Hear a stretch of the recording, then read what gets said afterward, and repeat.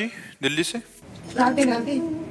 मर जी, माता पिता अपने बच्चों के सुख में जीवन के लिए ईश्वर से कैसे विनती करें, कैसे पूजा करें कि उसका पहली फल बात तो माता पिता को अपने बच्चों को सदुपदेश देना चाहिए, उनको बैठाल कर सत्य शास्त्र श्रवण कराने चाहिए। आजकल माता पिता बच्चों को केवल आधुनिक विद्या की तरफ ही, तो आधुनिक विद्या पढ़ करके उद्दंड हो रहे हैं बच्चे। अध्यात्म का ज्ञान ना होने के कारण आधुनिक विद्या पढ़ते हैं, व्यभिचार, व्यसन, हिंसा, चोरी, इधर इनकी गति हो रही है। तो विद्या ही क्या जो ऐसे गंदे आचरणों में ले जाए। विद्या तो वही विद्या है, विद्या विनयम ददाति, जो सौम्यता, विनय, गंभीरता, ब्रह्मचर्य और समस्त दैवी संपदा को लावे, उसी को विद्या कहते हैं। तो माता पिता को यदि अपने बच्चों का कल्याण और मंगल चाहिए तो उनको बचपन से भगवान नाम जपने की प्रेरणा करें, उनको भगवान के पावन चरित्र सुनाएं और सिद्धांत की बातें बतावें, जिससे आध्यात्मिक होकर आधुनिक विद्या का अध्ययन करते हुए संसार में एक आध्यात्मिक पुरुष बने। बिना अध्यात्म के जीवन बेकार है। अब जिसके जीवन में अध्यात्म नहीं वो मरा हुआ जीवन है। मनमानी आचरण करके केवल दुख भोगेगा। जहाँ अध्यात्म है तहाँ डर है कि हमको ये काम नहीं करना चाहिए, ये गलत है और ये सही है, ऐसा निर्णय करने की बुद्धि होती है। और जिसकी ऐसा निर्णय करने की बुद्धि नहीं तो पशु है। जिन्हारी भगत हृदय नहीं आनी, जीवित सौ समान ते प्राणी। तो अपने बच्चों को बैठाल करके रामायण सुनाओ, भगवत गीता सुनाओ, भागवत सुनाओ, अच्छी बातें सुनाओ, नाम जपने की प्रेरणा करो, पूरे परिवार के बड़े जनों के पैर छूने की आज्ञा करो, गलत आचरणों का परिचय बताओ कि ऐसे ऐसे गलत आचरण होते हैं, इधर नहीं जाना चाहिए, ऐसे गंदे बच्चे होते हैं जो ऐसे गलत आचरण की शिक्षा देते हैं, उनसे दूर रहना चाहिए।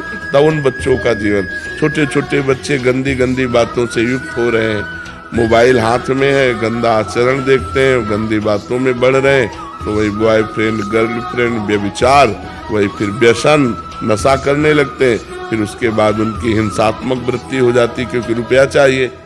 रुपया दिया तो फिर माता पिता पारिवारिक जनों को कटु वचन कहना, मारना, पीटना या चोरी करना, ऐसे आचरणों में युक्त हो जाते हैं।